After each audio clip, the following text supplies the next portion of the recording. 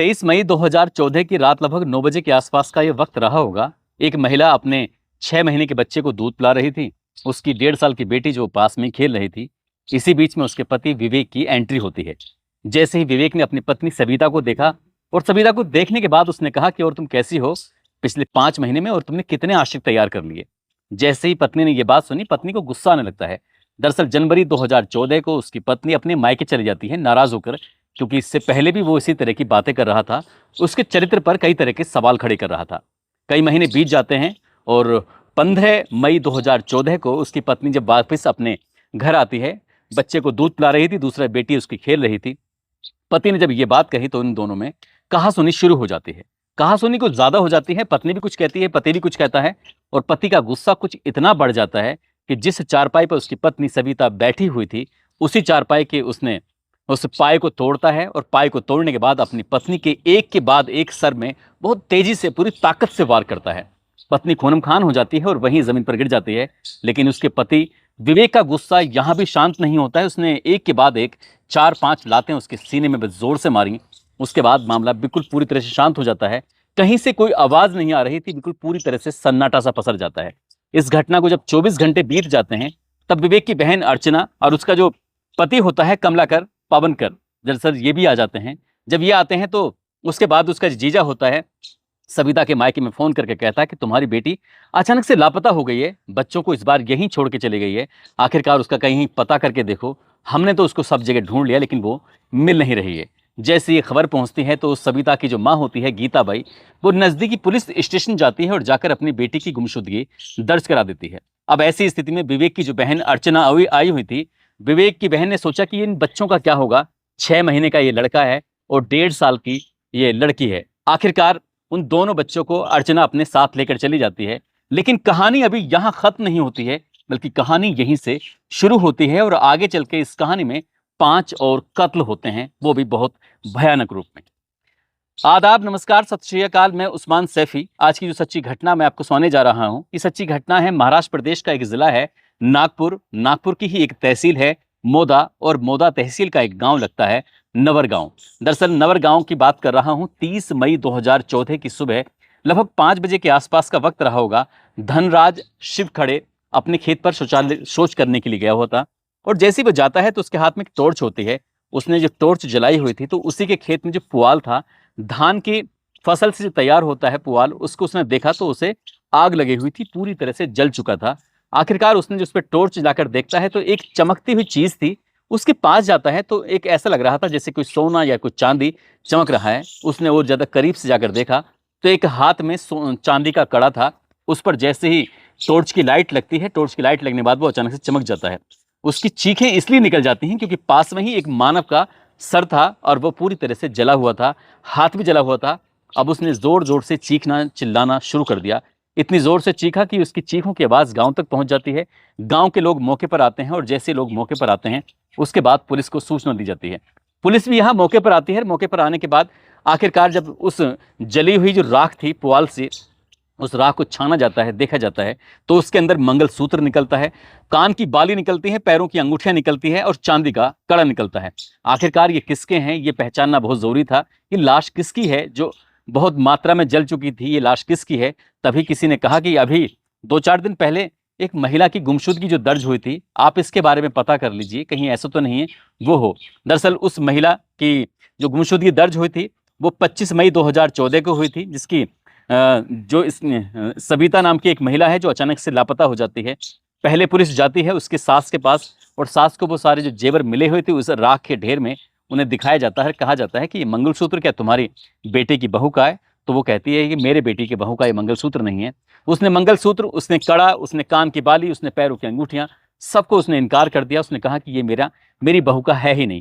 तब उसके बाद पुलिस पहुंच जाती है सविता की माँ गीताबाई के पास, और गीताबाई से जाकर कहती है कि तुम्हारी बेटी के कुछ इस तरह की ज्वेलरी तो नहीं है, आप देखकर पहचान सकती हो। उसकी माँ जोर जोर से दहाड़े मारने लगती है, रोने लगती है, कहती है कि साहब ये तो मेरी बेटी के ही ज्वेलरी है, आपको कहाँ मिली? तब वो पता चलता है कि गांव के ही पास में एक पुआल में जली हुई जो राख थी, उस राख के बीच में से ये सब पाया जाता है।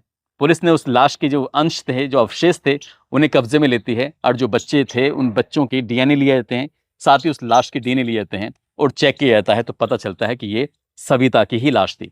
अब इसके बाद पुलिस ने इस मामले में जो सविता का भाई होता है संतोष, उसकी तहरीर के आधार पर आईपीसी की धारा 302, 201, 303, 498 ए के तहत एफआईआर दर्ज कर ली और इस मामले में जांच पड़ताल करना शुरू कर दिया। जांच पड़ताल करने के बाद आखिरकार पुलिस ने डीएनए रिपोर्ट, फोरेंसिक रिपोर्ट और जांच के कई अन्य जो मामले थे उनके हिसाब से अब उस लड़के को भी तलाश करना शुरू कर दिया जो उसका पति विवेक लगातार गायब था।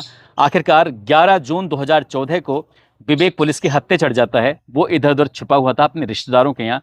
जैसे ही पुलिस उससे पकड़ के लेके आती है तभी उससे कुछ पूछताछ करती है। पूछताछ करने के बाद पता चलता है कि वो अपनी पत्नी के चरित्र पर लगातार शक किया करता था और इसी बात को देखते हुए पत्नी उसकी नाराज होकर चली जाती है।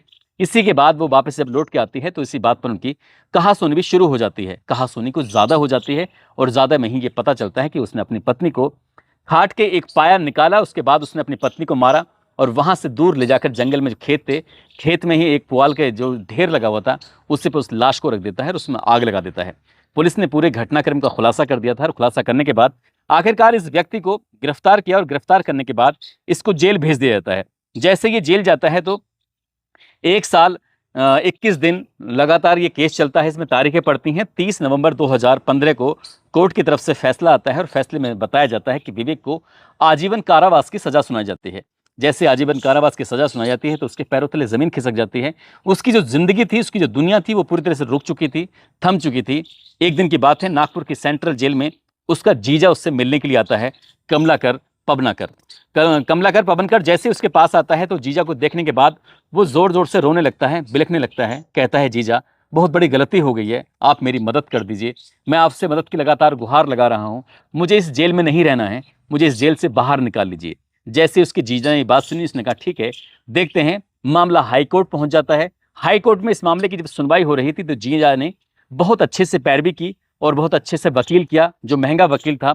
अब इस मामले में जब मजबूती से इस केस को लड़ा जाता है तो केस वो ज़्यादा दिन टिक नहीं पाता और आखिरकार 17 अप्रैल 2017 को अदालत ने निचली अदालत के फैसले को रद्द कर दिया और उसको बाइज्जत बरी कर दिया। कहा कि अब विवेक को बरी किया जाता है। विवेक बरी हो जाता है क्योंकि जो ग्राउंड बना था, जो पुलिस की रिपोर्ट थी, जो गवाह थे वो पलट जाते हैं और पलटने की वजह से ही सब कुछ उसका केस बेकार हो जाता है, जबकि उसने अपनी पत्नी को बहुत बुरी तरह से मौत दी थी। आखिरकार वो जेल से बाहर निकलता है और जेल से बाहर निकलने के बाद अब ऐसे ही लगभग 1 साल के आसपास इधर उधर घूमता रहता है और इधर उधर घूमने के बाद ठीक 1 साल के बाद ये बात है, 10 जून 2018 की रात की बात है। नागपुर दिघोरी का एक जगह लगती है, उसी का एक कॉलोनी है, आराधना कॉलोनी। आराधना कॉलोनी में वो अपनी बहन के घर जाता है, अपनी जीजा के घर जाता है। उस दिन बारिश हो रही थी। उसने लगातार कई बार आहट किया, खटका किया, लेकिन बैल बज नहीं रही थी, दरवाज़ा खुल नहीं रहा था। लगातार बारिश हो रही थी। उसकी बाइक साथ में ही लेके आया था, लेकिन जब नहीं खुल रहा है तभी पड़ोसी से कहता है कि आप देख लीजिए फ़ोन करके, मैं अपनी बहन को, अपने जीजा जी को कई बार आहट कर चुका हूँ, खटका कर चुका हूँ, लेकिन दरवाज़ा नहीं खुल रहा है। जब उसके पड़ोसी ने फ़ोन किया तब जाके जीजी और उसके जीजा दौड़ते हुए बाहर आते हैं। कहते हैं कि बच्चे बहुत तेज़ आवाज़ में टीवी देख रहे थे, इसलिए पता नहीं चल पाया, और वैसे भी जो बैल थी वो ख़राब हुई पड़ी थी, इसलिए कोई बात नहीं है। वो अपने उस भाई को, विवेक को, घर के अंदर लेके जाते हैं, उसकी जीजी और उसके जीजा। ले जाने के बाद जब जाकर देखता है तो घर में अब यहाँ पर इस वक्त मौके पर 6 सदस्य होते हैं। 6 सदस्यों में जो उसका जीजा होता है और जिसका नाम होता है कमलाकर पबनकर, बहन उसकी अर्चना होती है जिसकी उम्र 45 साल और बहनों की उम्र होती है 52 साल। एक भांजी जिसका नाम वेदांती, जिसकी उम्र लगभग 14 साल के आसपास होती है। एक बहन की सास जिसकी मीराबाई, जिसकी उम्र लगभग 72 साल के आसपास होती है। उसका खुद का एक बेटा है कृष्णा उर्फ गनू, जिसकी 5 साल के आसपास उम्र होती है। एक उसकी बेटी होती है मित्यानी, जिसकी उम्र लगभग 11 साल के आसपास होती है। जब उसकी पत्नी का मर्डर हो जाता है तो उसकी पत्नी के जो 2 बच्चे होते हैं, दोनों बच्चों को अर्चना ही अपने साथ लेके आ गई थी। अब इसके बाद ये घर के अंदर जाते हैं, रात का खाना बनता है और खाना बनने के बाद आराम से फिर ये सोने के लिए चले जाते हैं। अब रात में लगभग 1 बजे के आसपास विवेक की आंखें खुल जाती हैं। विवेक चुपके से उठ के जाता है, दरवाज़ा खोलता है। बाहर जहां उसकी मोटरसाइकिल खड़ी हुई थी वहीं मोटरसाइकिल में एक लोहे की रोड भी रखी हुई थी। उस लोहे की रोड को लेके आता है और लोहे की रोड को लेके आने के बाद सबसे पहले अपने सोए हुए जीजा के पास जाता है, जो कि आंगन में सो रहा था और बेफिक्र होकर सो रहा था। उसने अपनी जीजा पर एक के बाद एक 3-4 वार बहुत तेजी के साथ किए और जैसे इसको लगा तो उसके बाद उसको चीखने का, उसको चिल्लाने का, उसको कोई भी अपील करने का मौका ही नहीं मिल पाया। और उसके जो जीजा होता है कमलाकर, उसके मौके पर ही मौत हो जाती है। लेकिन जब उसको रोड लग रही थी तो उसकी खून के छींटे उसकी बहन की जब चेहरे पर जाकर गिरते हैं तो उसकी बहन की जैसे ही चीख निकलती है तो वो अपनी बहन अर्चना के ऊपर एक के बाद एक कई वार कर देता है। और जैसे ही बहन चीखने की कोशिश कर रही थी लेकिन उसको भी शायद इतनी अवसर नहीं मिल पाता और उसकी बहन की भी मौके पर ही मौत हो जाती है। 14 साल की जो उसकी भांजी होती है वेदांती, उसकी आंख खुल जाती है जैसे वो आकर देखती है कि मामा तुम ये सब क्या कर रहे हो, तुमने माँ को क्यों मारा, तुमने पिता को क्यों मारा। वो अपनी बात कह के ही हटी थी कि इस विवेक ने अपनी भांजी को, जो 14 साल की लड़की थी, उसको उठाया, पूरी ताकत से पकड़ा और अपनी बहन के ऊपर पटक के उसको मारता है। उसके बाद लोहे की रोड से उस पर भी वार कर देता है। वो लड़की इतना डर जाती है, सहम जाती है कि समझ नहीं पा रही थी कि आखिरकार करूं तो क्या करूं। उसको भी लगभग 4 या 5 या से ज्यादा लोहे की रोड से वार की जाते हैं और भांजी भी यहाँ पर मर जाती है। जो बूढ़ी सास थी उसकी, अर्चना की, मीराबाई, जिसकी उम्र लगभग 72 साल के आसपास होती है, उसकी आंख खुल जाती है। वो भी मौके पर आती है, आकर देखती है कि विवेक किस तरह से उसके बेटे को, उसके बेटे की बहू को, उसकी पोती को मार रहा है। तब उसने जो भागने की कोशिश की, उसने चिल्लाने की कोशिश की, तो विवेक ने जाकर उसकी सास को भी बहुत बुरी तरह से दर्दनाक मौत दे दी। इसके बाद वो कमरे के अंदर जाता है। कमरे में 3 बच्चे बड़े आराम से इत्मीनान से सो रहे थे। उन्हें किसी भी बात की कोई फिक्र नहीं थी, कोई उन्हें नहीं पता था कि बाहर आखिरकार क्या चल रहा है। उनके बच्चों के पिता भी मारे जा चुके हैं, उन बच्चों की माँ भी मारी जा चुकी है, एक बहन मारी जा चुकी है, एक दादी मारी जा चुकी है। लेकिन मारने वाला जो विवेक होता है, उसके 2 बच्चे अंदर लेटे हुए हैं, साथ में एक और उसकी भांजी है जो अंदर लेटी हुई थी। यहाँ भांजी मिताली, जो उसका बेटा है कृष्णा उर्फ गनु, और उसकी बेटी मित्यानी, ये लेटे हुए थे और तीनों आराम से एक दूसरे से चिपक के लेटे हुए थे। वो भूल गया था कि आखिरकार वो क्या कर रहा है। और जैसे ही उसने पहली रोड पूरी ताकत के साथ मारी है तो वो रोड किसी और को नहीं, उसी के खुद के बेटे को लग जाती है। और जैसे ही उसके खुद के बेटे को लगती है तो उसके पैरों तले जमीन खिसक जाती है। दरअसल वो अपनी भांजी को मारना चाहता था लेकिन भांजी के लग नहीं पाता और उसका बेटा यहाँ पर मर जाता है। अब बच्चे जो थे वो जाग जाते हैं, उसकी भांजी भी और उसकी बेटी भी। जब वो जोर जोर से रोने लगते हैं, चीखने लगते हैं, तो उनकी चीखों की आवाज़ इससे पहले बाहर तक पहुंचती, वो मौका पाता है और वहां से भाग जाता है। यहाँ पर वो अपनी जो लोहे की रोड लेकर आया था उसको उसने एक साइड में छुपा दिया था। मोटरसाइकिल निकालने का उसको अवसर नहीं मिल पाया क्योंकि मुख्य द्वार था वो बंद था और वो दीवार कूद के वहां से भाग तो जाता है। लेकिन जब ये शोर सुना जाता है तो शोर सुनने के बाद आसपास के लोग जाग जाते हैं। उसके बाद नज़दीकी पुलिस स्टेशन को ये खबर दी जाती है और जब नज़दीकी पुलिस स्टेशन खबर सूचना मिलने पर पुलिस मौके पर पहुंचती है तो उसके बाद मित्यानी और उसकी जो बेटी थी कात्यानी, दोनों वो बताती हैं कि किस तरह से विवेक घर में आया था। शाम को उसने खाना खाया, खाना खाने के बाद आराम से सब सोने चले जाते हैं, हम लोग सब खेलते हैं, बातचीत करते हैं, लेकिन हत्या क्यों की है, क्यों नहीं की है, आखिरकार ये समझ में नहीं आता। उसके बाद पुलिस की 8 टीमों का गठन किया जाता है और 8 टीमों का गठन करने का सिर्फ एकमात्र उद्देश्य था कि जितनी जल्दी हो सके विवेक की गिरफ्तारी होनी चाहिए, क्योंकि विवेक का नाम शामिल था, विवेक का नाम सामने आ रहा था। आखिरकार विवेक ने अपनी बहन, अपने बहनोई और बहनोई की माँ को, अपनी भांजी और अपने ही बेटे को क्यों मारा, इसके पीछे की क्या वजह थी। पुलिस इन सवालों के जवाब जानना चाहती थी, मीडिया भी इन सवालों के जवाब जानना चाहती थी। लगातार मीडिया इस मामले की कवरेज कर रही थी और ये मामला पूरे महाराष्ट्र भर में बहुत ज्यादा हाईलाइट हो रहा था, चर्चित हो रहा था। और चर्चित वो इसलिए भी हो रहा था कि इसी व्यक्ति ने, विवेक ने, अपनी पत्नी का भी साल 2014 में कत्ल कर दिया था। और कत्ल करने के बाद आखिरकार कितना तिगड़मबाजी इसने लगाई और तिगड़मबाजी लगाने के बाद ही जेल से बाहर छूट जाता है। लेकिन ये भागा हुआ था। 10 तारीख की रात को ये कत्ल होता है और 10 तारीख की रात कत्ल होने के बाद जब लगातार हाथ नहीं आ रहा था, फोन नंबर स्विच ऑफ था, आखिरकार 19 जून 2018 को लुधियाना के शांतिनगर गली नंबर 2 गंसपुरा एक जगह लगती है, वहां से इसके एक मैसेज आता है, एक संदेश आता है। और जैसे संदेश आता है तो पुलिस एकदम एक्टिव हो जाती है। आखिरकार टीम वहां पर भेजी जाती है और भेजने के बाद पता चलता है कि एक दुकानदार के पास वो मोबाइल होता है, जो मोबाइल विवेक का होता है। पुलिस ने उस दुकानदार को पकड़ा और दुकानदार को पकड़ने के बाद उससे कहा कि ये मोबाइल तुम्हारे पास कहाँ से आया। उसने कहा साहब मैंने ही 700 रुपये का मोबाइल खरीदा है, ये मोबाइल मेरा नहीं है बल्कि एक व्यक्ति का जो यहीं पास में रहता है। इसके बाद पुलिस ने उसकी बात को गंभीरता से लिया और उस घर की चारों तरफ से घेराबंदी कर दी जहां पर वो मोबाइल का मालिक छिपा हुआ था।